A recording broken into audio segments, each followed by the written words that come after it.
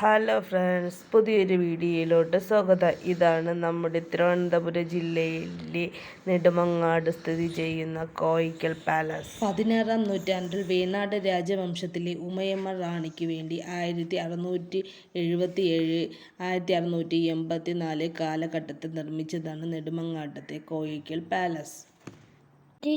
ഈ മ്യൂസിയത്തിൽ വീഡിയോ എടുക്കാൻ സമ്മതിക്കുന്നില്ല.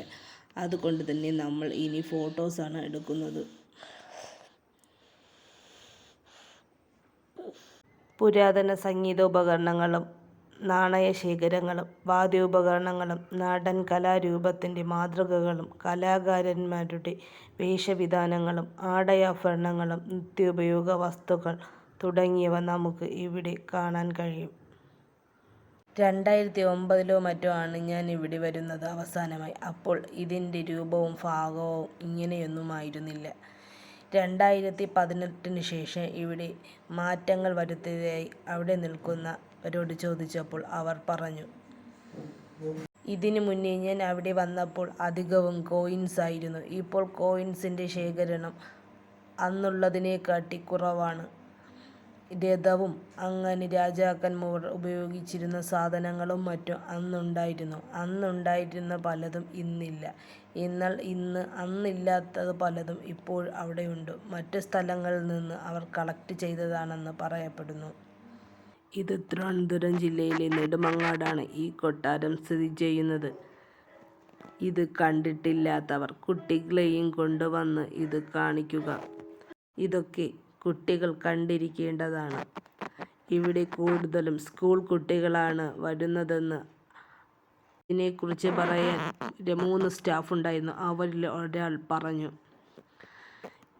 ഇതാണ് നമ്മുടെ ചന്ദ്രവളയം. ചുവർ ചിത്രങ്ങളും കാണാം. അത്യപൂർവമെന്ന് വിശേഷിപ്പിക്കാൻ കഴിയുന്ന ചന്ദ്രവളയവും നമുക്ക് ഇവിടെ കാണാൻ കഴിയും. ഇത് കാണുവാൻ വേണ്ടി മാത്രം ഇവിടെ വരുന്നവർ ഉണ്ട്. ചന്ദ്രവളയം എന്ന സംഗീതോപകരണം പ്രദർശിപ്പിക്കുന്ന കേരളത്തിലെ ഏക സ്ഥലവും ഈ കോയിക്കൽ പാലസ് ആണ്. കുട്ടികളെയും കൊണ്ട് കോയിക്കൽ പാലസിൽ വരാൻ കഴിയുന്നവർ കുട്ടികളെ കൊണ്ട് കാണിക്കുക. അവർ ഈ ഉപകരണങ്ങളൊക്കെ കണ്ടിരിക്കേണ്ടതാണ്. ഇവിടെ അതിമനോഹരമായ ഒരു ഗാർഡനും കൂടി സെറ്റ് ചെയ്തിട്ടുണ്ട്. ഇവിടെ നിന്നാണ് നമ്മൾ ടിക്കറ്റ് എടുക്കുന്നത്. ഇവിടെ നിന്ന് ടിക്കറ്റ് എടുത്ത ശേഷം ഇതുവഴിയാണ് അകത്തേക്ക് പ്രവേശിക്കുന്നത്. ഇതിൻ്റെ സമീപത്തായി നമുക്ക് ഒരു കുളവും കൂടി കാണാൻ കഴിയും. ഈ കുളത്തിൻ്റെ അടുത്തേക്ക് പ്രവേശനമില്ല. ഇവിടെ ആമ്പലുകൾ ഉണ്ട്. ഇവിടെ ചെടികൾ മാത്രമല്ല ഫ്രൂട്ട്സും നട്ടിട്ടുണ്ട്. ഇവിടെ നല്ലൊരു നെല്ലിമരം നിൽപ്പുണ്ട്. അതിൽ നിറയെ നെല്ലിക്കയുമുണ്ട്. നല്ല മധുരമുള്ള നെല്ലിക്ക. ഒരു നെല്ലിമരം നിൽപ്പുണ്ട്. അതിൽ നിറയെ നെല്ലിക്കയുമുണ്ട്. നല്ല മധുരമുള്ള നെല്ലിക്കയായിരുന്നു. അതൊക്കെ എടുത്ത് കഴിച്ച് നമ്മൾ കുറേ വീഡിയോയും ഫോട്ടോസൊക്കെ എടുത്ത് നമ്മൾ മറ്റൊരു സ്ഥലത്ത് കൂടി പോകുന്നുണ്ട്. അത് അടുത്ത വീഡിയോയിൽ കാണിക്കാം.